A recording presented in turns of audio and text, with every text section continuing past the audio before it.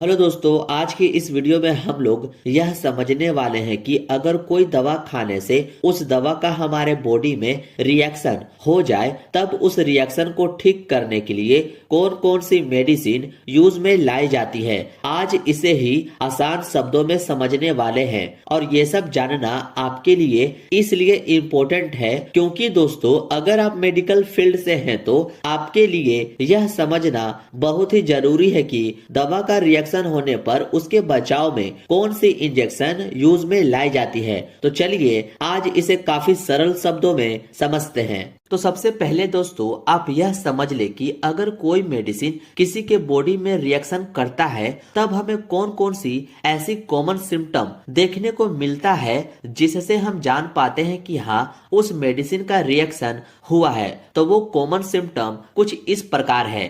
Skin raises, यानी कि दोस्तों दवा रिएक्शन होने पर हमारे बॉडी में इस तरह की रिएक्शन हो जाते हैं, जैसा कि आप इस इमेज को भी देखकर समझ सकते हैं। इस रेजेस वाले एरिया में खुजली भी होती है। हिव्स हो जाते हैं, यानी कि इस तरह की हमारे स्किन पर पित्ती जैसा हो जाता है।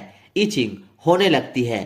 स्वेलिंग, यानी कि बॉडी पर हमें सूजन भी देखने को मिलती है। शॉर्टनेस ऑफ ब्रीथिंग, सांस लेने में दिक्कत भी होने लगती है। ये थी दोस्तों कॉमन सिम्टम जो हमें दवा का रिएक्शन होने पर देखने को मिलता है। ये सब कॉमन सिम्टम के अलावा दोस्तों हमें डेंजर सिम्टम भी देखने को मिलता है जिसमें मरीज की जान का खतरा भी होता है। उसी सारे सिम्टम को सीवियर सिम्टम में देखेंगे जो है ब्रीथिंग ट्रबल, यानी कि दोस्तों सांस लेने में परेशानी होने लगती है।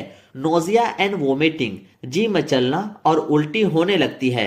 डाइजीनेस, यानी कि अचानक से मरीज को चक्कर आने लगता है। आंखों के सामने अंधेरा सा होने लगता है। वीकनेस, फास्ट पल्स, कमजोरी होने लगती है और हमारा हार्ट बीट फास्ट या एकदम स्लो हो जाता है। सीजर, यानी कि बॉडी में झटके आने लगते हैं। लॉस ऑफ कॉन्शियसनेस, यानी कि मरीज बेहोश भी होता है। ये सब कुछ सीवियर सिम्टम है दोस्तों जो हमें दवा का रिएक्शन होने पर देखने को मिलता है। इसलिए कोई भी दवा खाने से पहले उस दवा को अच्छे से समझना जरूरी होता है कि कब कब खानी है और कितने समय के अंतराल में उस दवा को खानी होती है। ये सब सिम्टम को आप जरूर ध्यान में रखिएगा। अब थोड़ा यह जान लेते हैं दोस्तों कि आखिर कोई भी दवा हमारे बॉडी में रिएक्शन क्यों करता है। आखिर हमारे बॉडी में रिएक्शन होने के क्या कारण होते हैं। क्यों दवा अपना असर ना दिखाकर कुछ और ही असर दिखाने लगता है जिसे हम रिएक्शन कहते हैं और उस रिएक्शन की वजह से हम सबको यह सिम्टम देखने को मिलता है। तो चलिए समझते हैं। तो दोस्तों अगर हम कोई भी दवा खाते हैं तो हमारा इम्यून सिस्टम, यानी कि हमारे बॉडी में पाए जाने वाला रक्षा तंत्र, वह सबसे पहले डिटेक्ट करता है कि यानी कि उस दवा को पहचानता है कि कहीं जो दवा खाए हैं वह उसके शरीर के लिए हार्मफुल, यानी कि हमारे बॉडी के लिए हानिकारक तो नहीं ना है। यदि हमारा इम्यून सिस्टम फाइंड करता है कि वह दवा हार्मफुल है तो उस कंडीशन में हमारे बॉडी के एंटीबॉडी उसके खिलाफ बनने लगता है और इसी तरह से रिएक्शन होता है और इस रिएक्शन के फलस्वरूप हमें कॉमन से लेकर सीवियर सिम्टम देखने को मिलते हैं। उम्मीद है दोस्तों इतना आप समझ गए होंगे कि आखिर हमारे बॉडी में रिएक्शन क्यों परफॉर्म होता है। सीधा सीधी दोस्तों मेडिसिन रिएक्शन में हमारे इम्यून सिस्टम का इन्वॉल्विंग होता है, ये आप याद रखिएगा। उम्मीद है दोस्तों इतना आप समझ गए होंगे कि आखिर हमारे बॉडी में रिएक्शन क्यों परफॉर्म होता है। तो चलिए अब जानते हैं रिएक्शन हो जाने पर उस रिएक्शन को ठीक करने के लिए कौन कौन सी मेडिसिन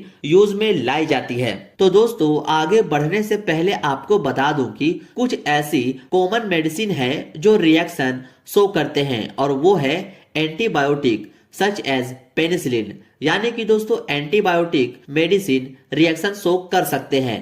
पेन रिलीफ मेडिसिन जैसे एस्प्रिन, आइबोप्रोफेन, ये सब कुछ पेन किलर मेडिसिन होती है जो रिएक्शन शो करती है। Cancer drugs, auto immune drugs ये सब कुछ ऐसी मेडिसिन होती है दोस्तों जिसमें चांस होते हैं रिएक्शन होने के। ये सब मेडिसिन रिएक्शन शो करते हैं, ये चीज आप ध्यान में रखिएगा। तो सबसे पहले जो दवा आती है वो दो मेडिसिन का कंबाइन होता है, यानी कि इन दोनों को साथ में मिलाकर मरीज को दिया जाता है। एक है एविल प्लस डेक्डेन। एविल की कॉम्पोजिशन की बात करें तो इसमें फेनिरामाइन मेलेट पाया जाता है, जो कि एक एंटीहिस्टामिन मेडिसिन होती है और इसका काम दोस्तों allergy, runny nose, rashes, food allergy, itching जैसी कंडीशन को ठीक करने के लिए यूज में लाया जाता है। इन दोनों ही इंजेक्शन को मिक्स करके पेशेंट को दिया जाता है और इन दोनों इंजेक्शन को देने की रूट की बात करें तो इसको आईवी में दिया जाता है ताकि फास्ट काम करे रिएक्शन को ठीक करने में। नेक्स्ट जो मेडिसिन आती है वो है सेट्रिजिन HCl इंजेक्शन, यानी कि हाइड्रोक्लोराइड इंजेक्शन। मान लीजिए दोस्तों किसी पेशेंट को एविल और डेक्डेन इंजेक्शन लगाया गया है पर वह injection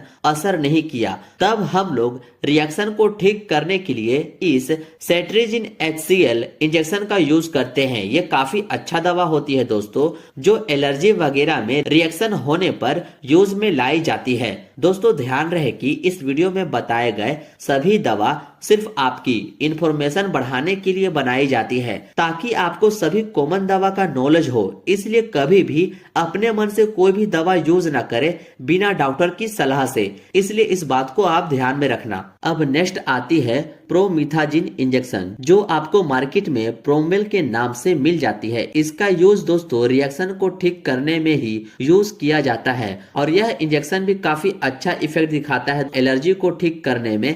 nausea and vomiting, motion sickness and sedation जैसी समस्या में यूज किया जाता है इस इंजेक्शन को। इसको दोस्तों IM और IV दोनों में यूज कर सकते हैं। सबका आप स्क्रीनशॉट जरूर लेते चले।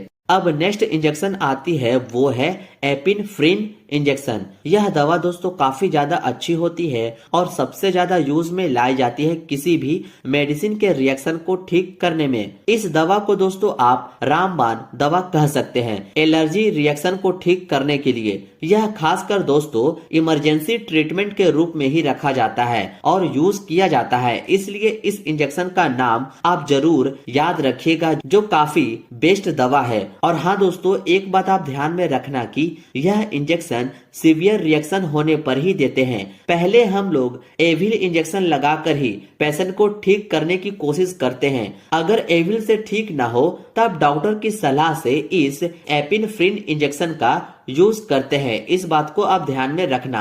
होप सो इतना आप समझ गए होंगे। ये थी दोस्तों छोटी सी नोट्स मेडिसिन रिएक्शन के ऊपर और इम्पोर्टेंट इंजेक्शन के ऊपर। उम्मीद है ये जानकारी आपको पसंद आई हो। कोई भी डाउट हो तो आप कमेंट कर सकते हैं। मिलते हैं अब आपसे नेक्स्ट वीडियो में।